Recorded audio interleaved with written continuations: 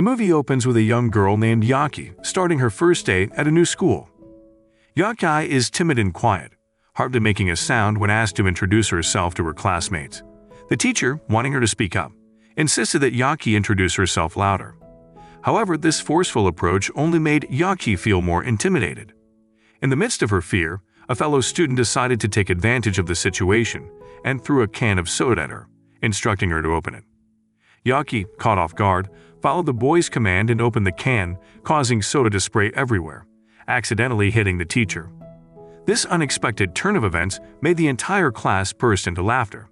As a result, the boy, Makoto, who often played pranks and got into trouble, was called to the teacher's office to face the consequences of his actions. Makoto, despite being quite intelligent, frequently found himself reprimanded by his teachers for his mischievous behavior. The teacher then ordered Makoto to surrender all the objects he used for his pranks and discipline him. Meanwhile, outside on the school grounds, Yaki patiently waited for Makoto, accompanied by Kida, Makoto's best friend. Yaki felt grateful towards Makoto and went to express her gratitude while also aiming to become his friend. It was then that Kida shared with Yaki that he and Makoto had been friends since childhood, because they both lived in an orphanage and didn't have parents. Yochi, feeling a connection, confided in Kida, revealing that she too was an orphan and had moved to their school for some undisclosed reason. From that point on, Yaki formed a deep bond of friendship with Makoto and Kida. Fast forward to their high school years, the three friends remained inseparable. Being around Makoto and Kida, Yaki started to undergo a transformation, becoming more joyful and sociable. Laughter became a regular occurrence as Makoto and Kida always entertained her with their clever antics. One day, upon returning home from school, Yaki confided in her best friends about the reason behind her previous aloofness and quietness. She had been a victim of bullying. Upon hearing this, Makoto decided to take action and invited Yaki to confront her former tormentors. In a face-to-face encounter, Makoto stood up against the bullies, demanding that they apologize to Yochi for the pain they had inflicted. When the students refused to show remorse, Makoto used his prank tools to scare them away, leaving them trembling in fear. After the incident, Makoto encouraged Yaki to be bolder and to release her anger towards those who mistreated her. Years had passed and Makoto, Kida, and Yaki were now high school students who continued to cherish their friendship. They'd often spent time together since they attended the same school. One day, Yaki expressed her desire to witness the beauty of winter fireworks. Upon hearing this, Makoto made a promise to create a dazzling fireworks display for Yaki during the winter season. As they sat together, Kida shared his heartfelt wish to remain by their side as they grew older. Yaki was deeply moved and filled with happiness, as she too hoped to be forever united with Makoto and Kida. She wished that their bond would never waver, and that they would always stand by her no matter what. When Yaki returned home from school, she discovered a lifeless dog lying on the street. It had been struck by a passing vehicle. Yaki felt a profound sadness and sympathy for the neglected animal, left unattended on the street without anyone to care for it. In short, the three friends grew up together and remained inseparable. On a rainy day, Yochi and Kida found themselves walking side by side. It was then that Kida, who had always harbored deep feelings for Yaki, confessed his love to her. Yochi, after a moment of silence, mustered the courage to reveal that she also had feelings for Kida. However, it turned out that Makoto had already confessed his love to Yochi, and she had accepted his feelings. Although slightly disappointed, Kida found solace in knowing that he had expressed his emotions and ultimately wished happiness for his two friends. Upon graduating from school, Kida and Makoto found employment at Mr. Miyazawa's car repair shop. Both of them displayed great dedication and diligence in their work. One evening, Makoto shared his plan to surprise Yaki with what he called an operational proposal. He asked Kida to dress up as Santa Claus and ignite fireworks while he would propose to Yaki on that very night. Excitedly, Kida agreed to fulfill his friend's request and donned the Santa Claus costume, while Makoto prepared the fireworks at the designated location. However, as time passed and Yaki failed to arrive, Makoto took it upon himself to go and fetch the girl he loved. Left waiting alone, Kida eventually grew concerned and decided to search for his two friends. To his immense shock, he discovered Yaki lying lifeless on the street, with Makoto beside her, visibly distraught. In his hands, Makoto clutched the ring he had intended to use for his proposal. Overwhelmed by Yaki's tragic demise, Makoto lost all hope and enthusiasm for life. feeling the devastating loss of the woman he loved. A few months had passed since the tragic incident that took Yachi's life. During that time, a striking red luxury car pulled into Miyazawa Automotive, the auto repair shop where Makoto and Kita worked. The car's driver and owner was a stunning woman named Lisa. Lisa approached the mechanics and requested that they repair her shattered car lampshade. Quick to respond, Kita hurried off to inform their boss, Mr. Miyazawa, while Makoto carefully examined the damaged bumper and headlight shade of Lisa's car. Upon closer inspection, Makoto realized that the damage wasn't recent. With honesty in her eyes, Lisa confessed that she had accidentally struck a dog some time ago, causing its immediate demise. Fearful of involving the police and risking her father's wrath, she had hastily fled the scene. Initially hesitant to assist Lisa, Mr. Miyazawa's reluctance diminished when she promised to pay whatever it took to restore her car to its previous condition. Once the agreed cost of the repairs was determined, Lisa bid farewell to the car repair shop.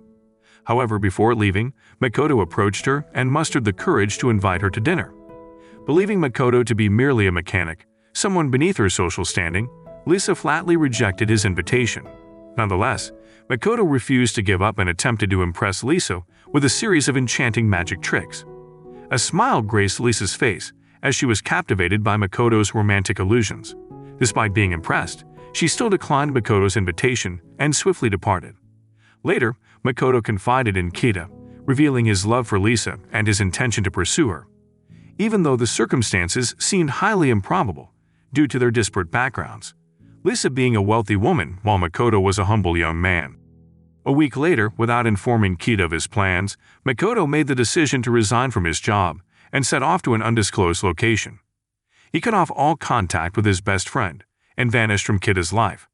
As time went on, 2 years after Makoto's sudden departure, Kita continued working diligently at the auto repair shop. However, one fateful day, Mr. Miyazawa delivered the distressing news that the shop would be evicted due to a road construction project initiated by the local government. Consequently, Mr. Miyazawa had no choice but to lay off all the employees, including Kita. In a surprising turn of events, Mr. Miyazawa provided Kita with an address, suggesting that he might find Makoto by visiting that location. Determined to find his missing best friend, Kita followed Mr. Miyazawa's lead and arrived at the given address. To his astonishment, the place was owned by a notorious crime boss named Mr. Kawabata. The establishment operated under the guise of an import-export service company, utilizing its reputable front to mask various illicit activities. However, it was also known for its exceptional ability to locate people. Kita presented Mr. Kawabata with Makoto's photograph, but the crime boss demanded a substantial fee in exchange for information about Makoto's whereabouts. Desperate to find his friend, Kita struck a deal with Mr. Kawabata and, unexpectedly, found himself recruited as a negotiator working for the criminal organization. After an arduous search, Kita finally located Makoto, who appeared surprised by his friend's ability to find him. Makoto expressed remorse for abruptly leaving and cutting off contact with Kita. He explained that he had resigned from his job with Mr. Miyazawa to embark on a quest to acquire a wine company from a dying elderly man, for which he needed to gather a staggering 45 million yen. Makoto's intention was to use his newfound wealth to win over Lisa, demonstrating that he had financial stability and could propose to her. Kita couldn't believe that Makoto was willing to go to such lengths for Lisa's love. Makoto then asked Kita, who had connections with gangsters, to help him assume a new identity in order to approach Lisa and marry her. Seeing Makoto's genuine desire toward Lisa, Kita couldn't turn him down and resolved to aid his best friend. In due course, Makoto successfully accumulated 45 million yen, while Kita facilitated the creation of a new identity. Makoto approached the ailing old man who owned the wine company, expressing his interest in purchasing it, and the old man agreed to the proposal. Ultimately, Makoto became the owner of the wine company, garnering respect and admiration for his accomplishments. Kita returned to reunite with Makoto and shared the news that Mr. Miyazawa had been evicted due to a road construction project initiated by the government. Kita voiced his suspicions about the eviction, believing it to be connected to the incident that claimed Yachi's life. Makoto appeared to share Kita's thoughts but refrained from verbalizing them. Makoto then disclosed to Kita that Lisa worked as a professional model and that her father, Mr. Ando, held a position as a government official. Shortly after, Makoto attended an event organized by Lisa and her father. As Makoto approached Lisa, he was taken aback by the sudden arrival of a man who turned out to be Lisa's fiancé. Feeling desperate, Makoto turned to Kida for help in eliminating Lisa's fiancé from the picture. Without hesitation, Kida complied with Makoto's request and confronted the man at his apartment, issuing threats to convince him to leave Lisa.